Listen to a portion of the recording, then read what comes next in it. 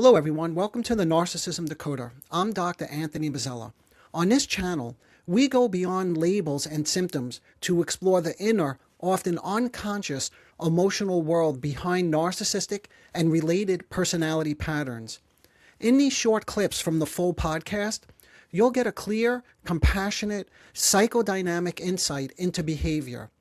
Whether intense feelings live in you or you're watching them in someone you care about, the goal is the same: to understand what's really going on with the emotions and approach them with perspective, compassion, and room to breathe. Here's a short clip from the podcast that highlights what this looks like in real life. Yeah. I had grown up in a home that was so disruptive that I was not okay unless the home was okay. It Yes. literally, this is the way I kind of put it.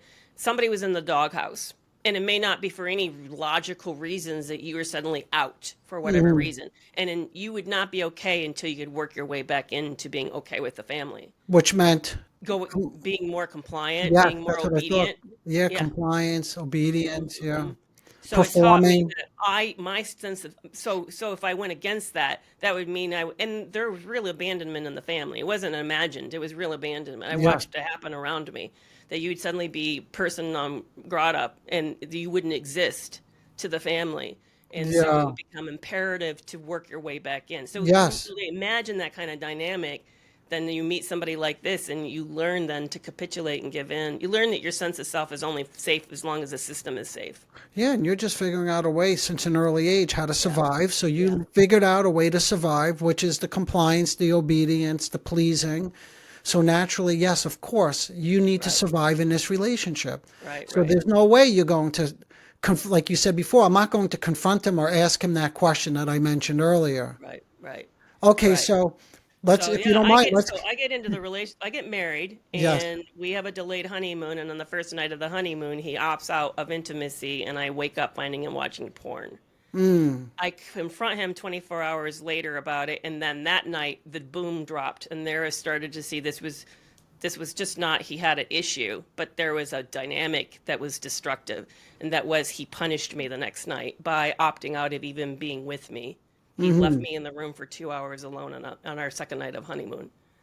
And that's But devastating. Now that's yeah, devastating. It's not like yeah, someone yeah, who just left for 2 hours alone. For you, given everything that you just described, that's like like you could literally collapse in those 2 hours, right? yeah. So when he dropped me, literally he had it was a setup. That was the part that was really cruel. It wasn't like he was sulking and withdrawn because I confronted him on the previous night. So I confronted him the next day. So this is the second day.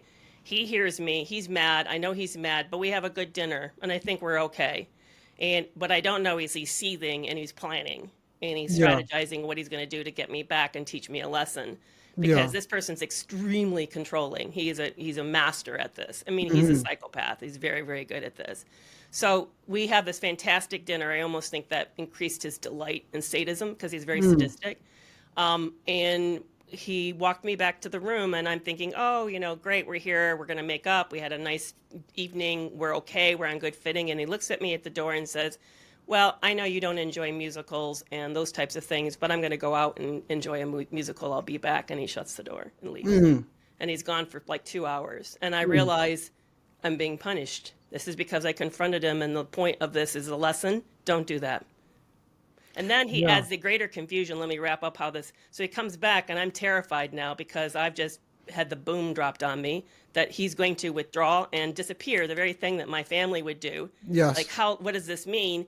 Am I now out with him? And he changes his clothes and he says, hey, it's a beautiful night out. Why don't we go swimming and enjoy the night? The moon's out tonight. And we Mm. go out to the pool, and then he starts to say, I just want you to know people shouldn't fight. I really feel bad about what happened. And doesn't this moon remind you of the night that I asked you to marry me? Let's get on better footing. And I start to cry. But do you see the whiplash I was getting? The literally hot and cold intermittent reinforcement. Yeah. Yeah. And if this fellow was in the room with me, again, straddling both sides of this, I would wonder what was going on with him. And maybe he also, believe it or not, felt the loss. Like you felt the loss, there's no doubt.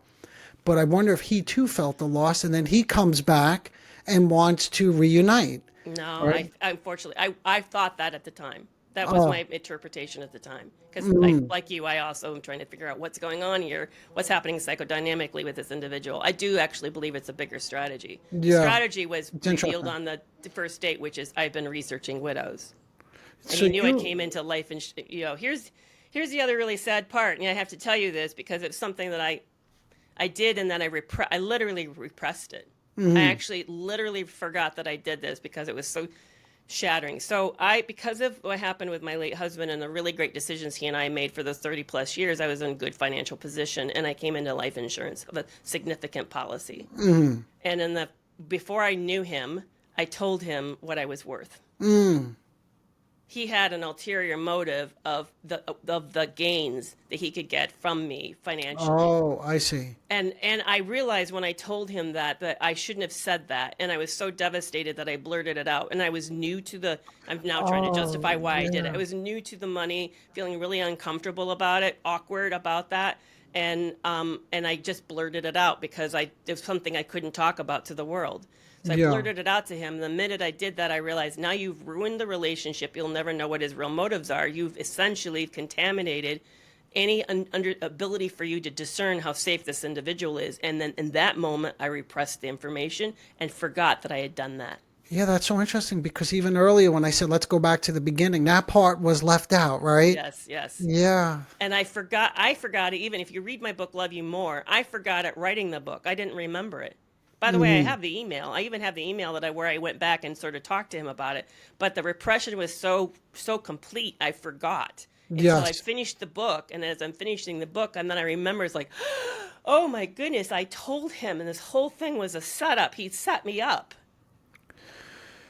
Yeah, that makes it does. That definitely adds a level of complication. Yeah, yeah. So, And I okay. find out the setup at the end. I get it. I find a text message accidentally. I wasn't snooping. It was an accidental discovery. He was sloppy, and I discovered it. He was talking about my money to a girlfriend. And what sort of context? What was he saying? Yeah, so how I got out of the relationship. I did leave once. I left a year in, and then I realized he was after the money. That was when I discovered he was after the money. What And happened then? Wait, wait. How did you realize it then? What happened there? so what happened was on the honeymoon night, on the last night of the honeymoon, I get a text from another woman. Then he was talking to one woman and watching porn on the first night, but another woman gets a hold of me and tells me they'd been dating while we were engaged. Oh, So though now he's a serial cheater. I find out he's cheating rapidly to lots of other women. So we then get into treatment for sex addiction because that's what he claimed he had. And we then begin to all this. We were in therapy the whole time this relationship was going on. He was in therapy. I'm in therapy. We do some couples therapy trying to save the relationship because he claimed he was a sex addict. I don't. Is he addicted to sex? Yeah. But he's a sex addict? No, it's way more complicated than that. It's way more complicated than that. We're in this marriage trying to salvage this bad relationship now that I know that there's other women.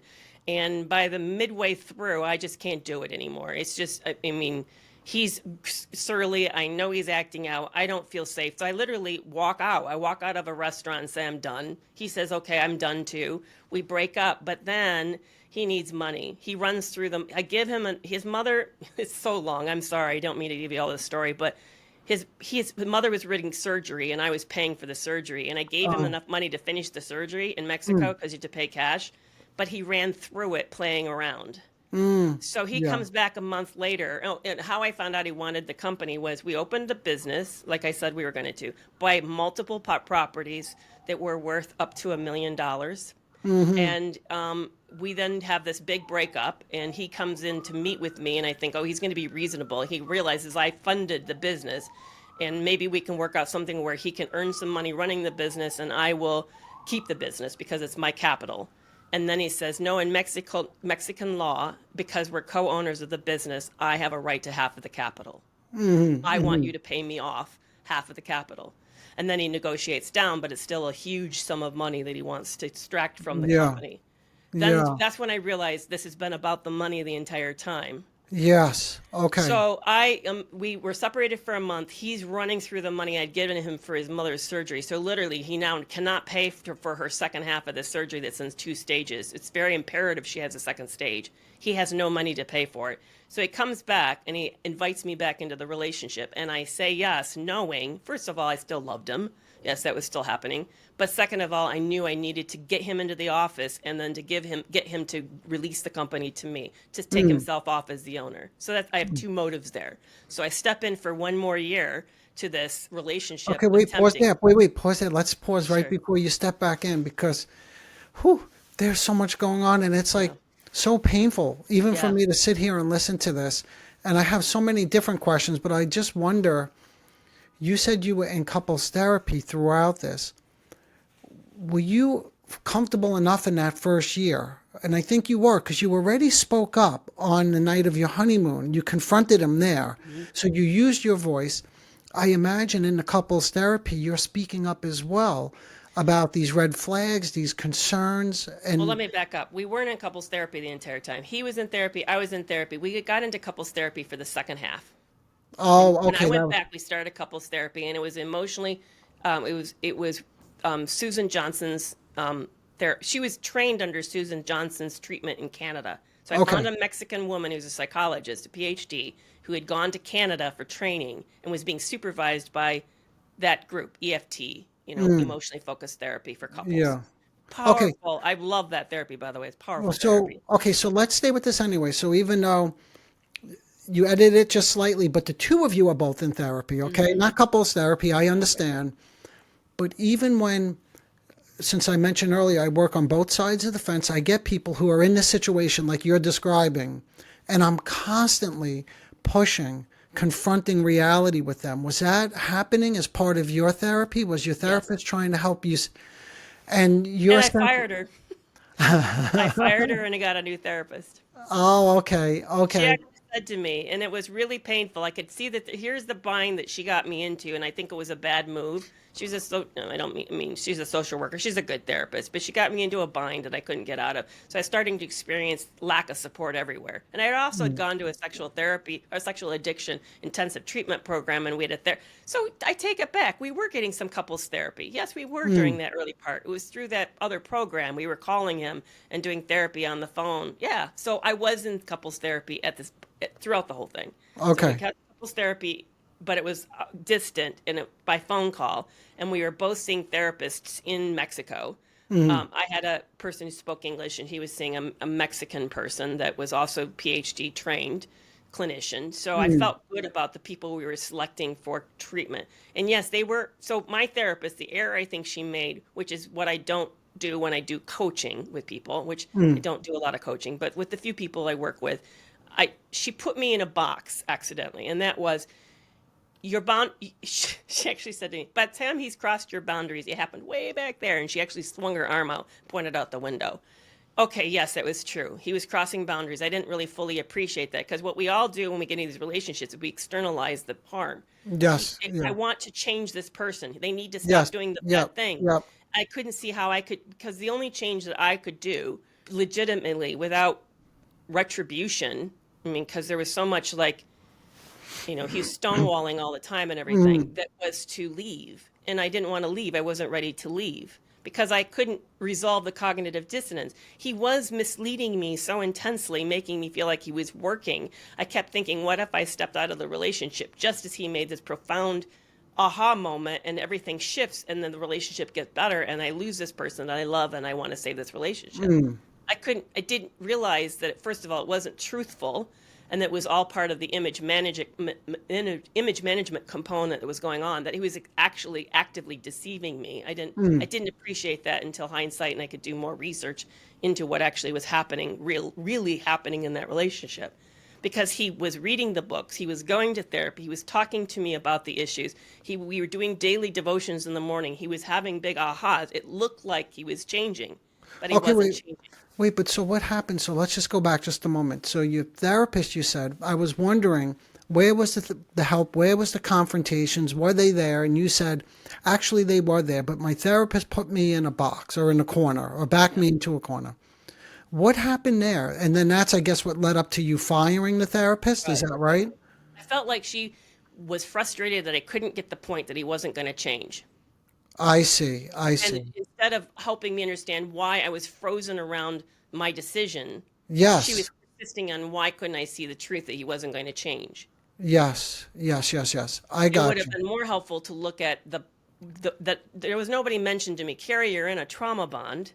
Yeah. I mean, somebody had said, yeah, you have a fear-based, I was also in group coaching. They told me you have a fear-based connection, but I didn't know it was a trauma bond. I didn't even know what that meant. Nobody, I didn't Yeah. know. So, yeah, there was nobody helping me to understand the reason you're confused is because the confusion is deliberate to keep you stuck because they're using you for supply. Nobody explained all that to me. Well, that's one way to explain it, but that's part of the split world again, and I don't think that would have been helpful either, quite honestly. Probably not, Because because I didn't understand that. So I love how Sandra Brown says it. They create a split world. There's a good and bad side of them. You're learning to navigate them, and it creates an interior experience of being split, where there's a good and bad world inside of you. And then you're interacting. All these parts are interacting with each other.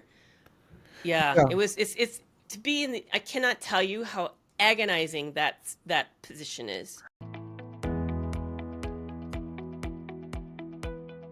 there's still so much more to explore about this topic and related dynamics.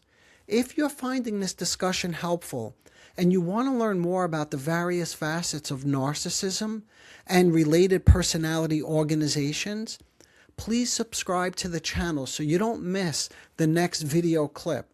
If you want to do an even deeper dive, check out my podcast. I go into far more detail there. Okay, until next time, take care of yourself. Bye for now.